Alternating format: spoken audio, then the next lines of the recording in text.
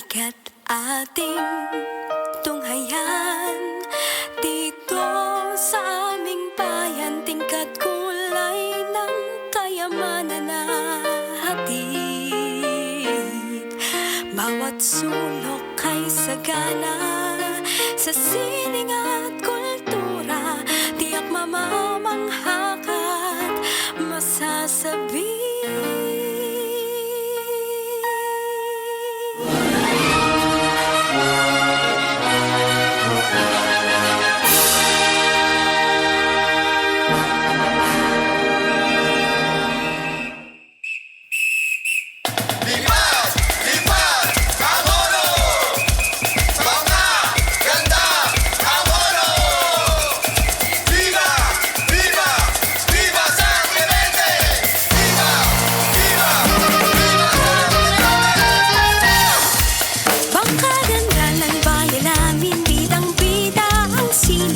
Sa diwa mo'y aming bubusugin, mula sa sal ng musikang tumuyan sa atin. Bawat hagod, bawat guhit nananaig, nakatikim ka na ba ng balaw-balaw at fried eating, lumpiang baba sa tuwing Holy Week.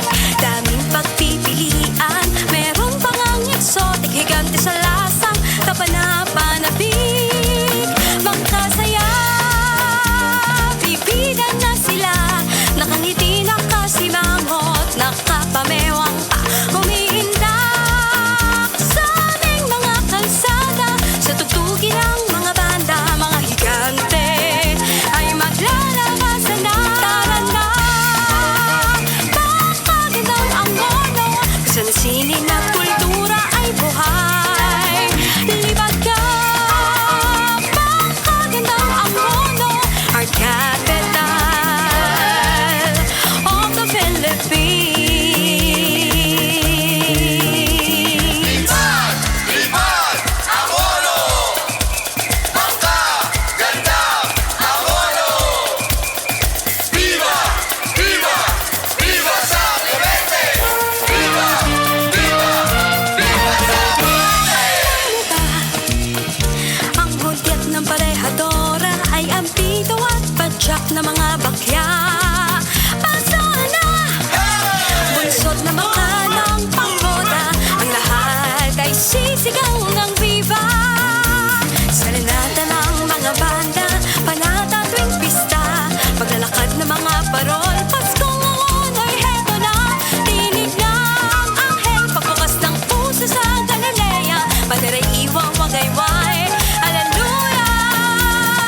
Viva! Kakagandang ang mundo, kasi magarbo ang lahat ng pagdiriwang. Lipad ka, kakagandang ang mundo, our capital of the Philippines. Tara na, kakagandang ang mundo, kasi magarbo ang lahat ng pagdiriwang. Lipad ka, kakagandang ang mundo, our capital of the Philippines. Tara na, kakagandang ang mundo, sa sining at kultura ay buhay. Lipad ka, kakagandang ang mundo, our capital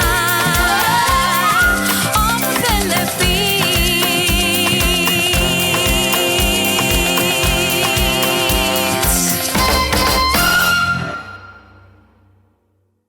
Tiket dito sa Angono, tara tayo ay gumala, kumain, mag-relax sa tanawin doon sa Wawa, at lumakad papunta sa maraming galeriya. Antimano, inspirado sa ganda ng mga obra, kahit gilid ng daan may sining ka na makikita, o kaya ay umakyat overlooking doon sa top view, malanghap sa riwang hangin, makalayo sa metro. Pwede din na balikan, nakaraan sa Petronet, kasi sayan nakaukit sa bato. Ang kultura ng ninuno dito makikita mo, mga yamang natural, kapangyarihan ng turismo. Pag napuntahan mo to, masasabi mo na mismo. Halina't kilalanin aming bayan na Angono, kung saan ang mga tao kilala buong mundo sa mayaman na kultura at mabuting mga puso, at ipagmalaki